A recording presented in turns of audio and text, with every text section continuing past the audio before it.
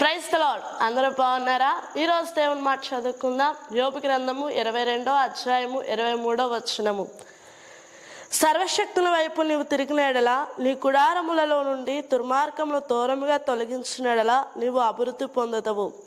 నువ్వెవరైనా ఈ మాటలు విన్నట్లయితే ఒకసారి నీతోనే దేవుడు మాట్లాడుతూ ఉన్నాడు.